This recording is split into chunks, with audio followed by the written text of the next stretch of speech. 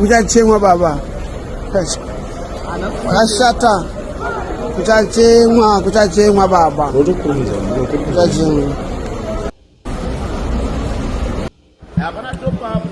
wakashata usauya mboti usauya situation iri apa yakaipa muri yeZimbabwe bhodha pakaipa iko zvino zvinhu zviri kungosara magoods ari kungotorwa zvinhu zvakawanda zviri kuitika zviri kutora nzvimbo ende ndiri kuona kuti vanhu vakawanda vanogona kutanga kunetsana nana malaicha oro vanhu vanenge vakatumira zvinhu but the reason why ndichiti nyaya idzi is very important tigara tadzitaura kuavoida kuti musazonetsane pamberi apo. But pane nyaya yakabva kuitika mai manja pari kunzi explosives worth 2.7 million recovered at Beitbridge. A truck carrying explosives worth 2.7 million was intercepted at the Beitbridge border port of entry in Limpopo, South Africa on Friday. The truck was coming from Zimbabwe into South Africa. The driver, a 42-year-old man, was arrested after attempting to evade authorities. The haul included 3,970 blasting cartridge tubes, 48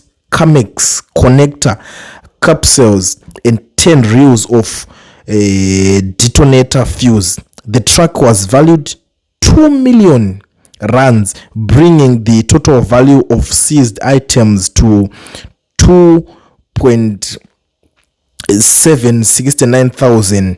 The suspected faces charges of possession of explosives and is expected to appear in court. Ndo mamirira akaita zvinhu zvese, but I'm not sure if this is the reason yakonzeresa kuti mabhazi atange kutorerwa matrailers, because nyaya iripo ndeyekuti zvinhu zvacho zviri kutodzikiswa zviri mumamwe mazidikirini pari kunzi munhu sara nebhegi rako iwe uri mubhazi, sara nebhegi rako chete secho rezvinhu zvidiki malageji ekuti unenge wakashanda zvinhu zvako nguva refu. Hama dzangu pakaipa. Ndo situation yatiri kuona yatiri kunzwa iri kuitika kuBeitbridge border post. Ndo zviziva kuti nyaya idzodzi dzinotemesa musoro because vanhu vazhinji vanenge vada kutadza kunzwisisa kuti saka iwe zvichizombonyatsoitika chii papapo ende tinosvika kupi kana zvinhu zvichinge zvakadai so. But I don't want to waste much of your time tichiramba tichitaura zvinhu zvakawanda. Ndoda kuti tingoti gagaga totetese tobva taonesana. Let me quickly go pane a certain issue iri kutenderera manje zvamanje tobva taonesana imi muzondiudzawo kuti nyaya iyi makaitarisa muri kuiona sei. I just want to my brother to give you an overview of the current situation in Zimbabwe.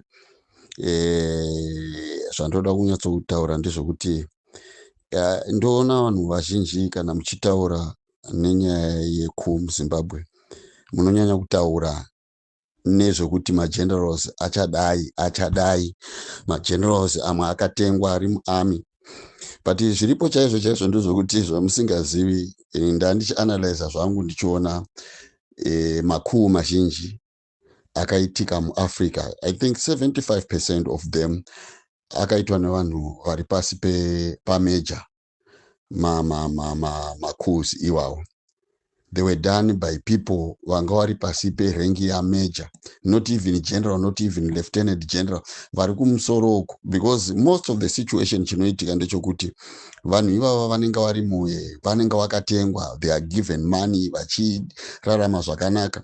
So kana zvasvika pakushata chaipo vanhu vanonyatsokuita makuu katarisa vanhu vazhinji vakaita makuu muAfrica vanhu vakaita sema colonels, sema captain, sema sergeant majors, vanhu vakadaro ndio vaiita makuu kazhinji. Saka nyaya yeZimbabwe is volatile and that's why muchiona Mani Baloyi akabviswa. I think she is a captain or a colonel. Saka zvizhinji zviya zvatichitarisa situation yatosvika muZimbabwe yasvika pakashata. Saka it's not about the generals in the army, it is about the people vari kutambura varimo muarmy. Kazhinji kacho zvinowanzokuitika ndezvokuti vanhu vaya vari kutambura vaya vari muarmy vaya vamusingafungiri masagent macorporal malieutenant macolonel mamajor sergeant major. Ivo vanhu ivavo ndivo vanowanzokuita pasvika nguva yekuita yavanoita makuu ari successful, because havatengwi, havasi vanhu vaya vanenge vachiwana mari. But talking about situation yemuzimbabwe, I think pasvika panguva iyoyo yokuti some of these people vakadaro ndivo vanokwanisa kuzoita coup. From the way I'm looking at it, that's the people. That's why ndiri pana Mani Baloyi paakubviswa kwaakaita muarmy, I think he was having a potential maybe kwaakabviswa ikoko yokuti angakwanisa kuita coup. But chiripo ndechekuti chichaitika if the generals do not act, vanhu vakaita saizvozvo muchaona pachaitwa munhu vakaita sacaptain. And I think this thing will happen not in the far future but in the near future. I'm telling you, because zvinhu zvazvaari izvozvo, if you look at it, the generals varimo vari kubviswa, vamwe vanenge vachinzi vakuda kusimudza musoro vobviswa, vamwe vanosara vachitengwa vachipuhwa mari. But vanhu chaivo chaivo, if you are to analyze the situation, coup inoitika and ichaitika nemunhu ari pasi pamajor, ndio vanhu vachaita coup, and those are the people who can do coup in situation dzakane. If I get this one, I will send you list yemakuu akaitika muAfrica. Woona kuti vanhu vakaita makuu vanhu vapi, they are less below the rank of a major.